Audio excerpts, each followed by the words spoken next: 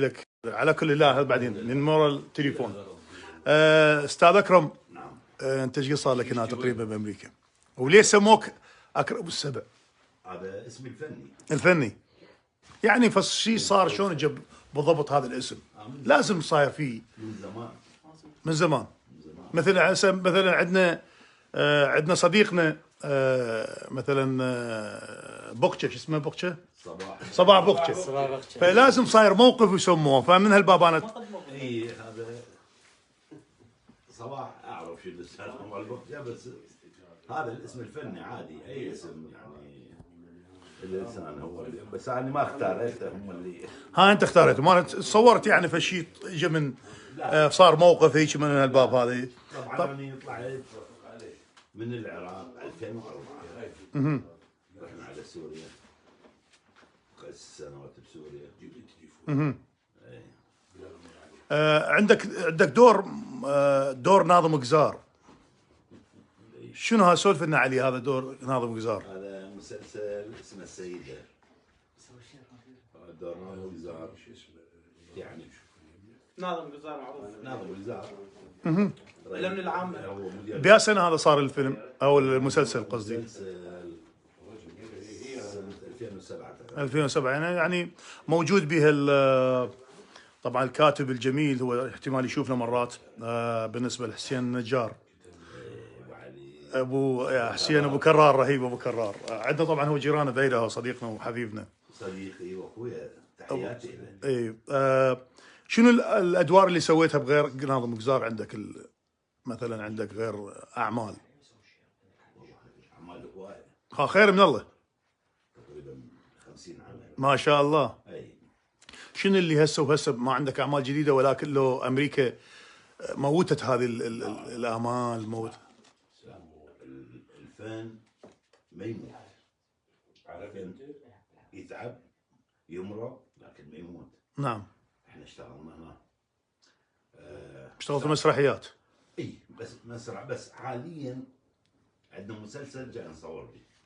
انا قبل فتره كان ابو كرار عندهم مسلسل على اساس بنيويورك ما نيويورك وشغلات العراقيه، فما صارت. احنا عندنا مسلسل حاليا وانا بمساعد مخرج وممثل. كسؤال انا طبعا دائما يراودني انا هذا، ولو احنا اللي قاعدين هنا، بس لازم احنا نجيب الفنانين ونسال الفنانين بنفس الوقت اللي موجودين عندنا كبارنا وفنانينا ليش الدراما العراقيه تختلف عن الدراما مثلا السوريه؟ التمثيل يختلف اكثر من ممثلينا، مع احتراماتي لكل فنانينا، هواي عندنا ممثلين بين ذاك ويصيح يمثل.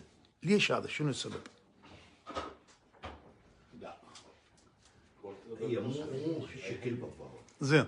الفنان العراقي ملتزم، نعم، حفيظ، نعم صحيح، زين، مؤدب، وهذه مو انا اقول، احنا ما نحكي بهاي، هم الادابي، انا مو اقولها، هذه بشهاده الفنانين المصريين والسوريين، لان انا اشتغلت ويا المصريين ويا السوريين. قاعدين اني والفنان احمد ادم الممثل المصري على حدود الاردن، كان عندنا فيلم نصور به. قال الفنان الوحيد اللي اخاف منه الفنان العراقي. واو. قال بس الانتاج مأذيكم مدهوركم، يعني مثلا احنا ملابسك انت تجيب وياك. هو بس لا مو احنا انا اريد اركز على هاي الشغلات هذه. هذا الفرق. انت مثل ما قلت الانتاج، وانا طبعا مجرد اريد اوصل كلمه للعالم. الانتاج ضعيف. اي حكومه اجت من قبل هذا ال 17 سنه وصدام هذه ما حد خدم الفن العراقي، كلهم همشوه. وهاي الحكومات اللي بعد همشت اكثر. لا تآمر عليه، مو تهميش، تآمر هذا.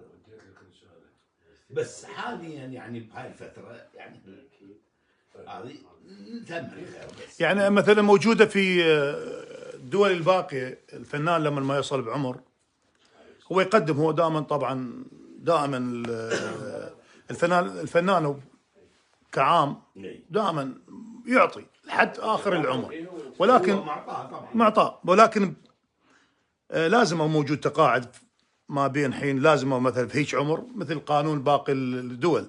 بالعراق هاي ما موجوده. موجوده. موجوده. فنان يوصل مرحله كأي موظف يعطوه تقاعد، وايضا اذا اكو عمل فني يشترك فيه وياخذ اجور. يعني بس احنا مظلومين كمجتمع كشعب، يعني مو بس شريحه الفنانين، مو بس شريحه العراق كله. اي فهذه يعني عامه على الجميع.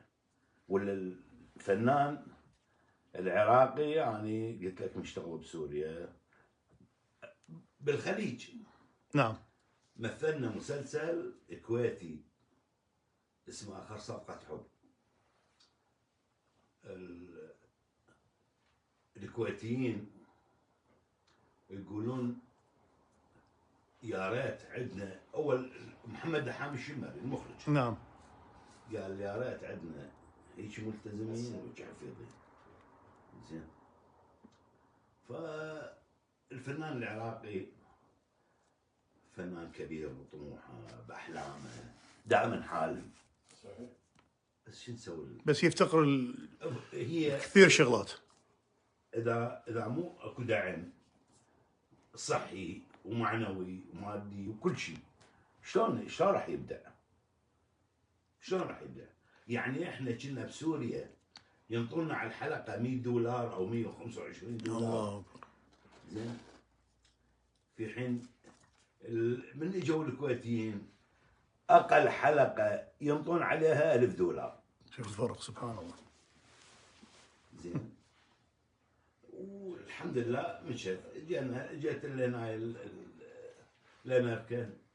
اول ما اجانا الميشيغان 2010 2011 حاولت اسوي هذا الشيء، فاسست فرقه مسرحيه وحاضريها الفنانين حيدر العسوي والاستاذ غازي.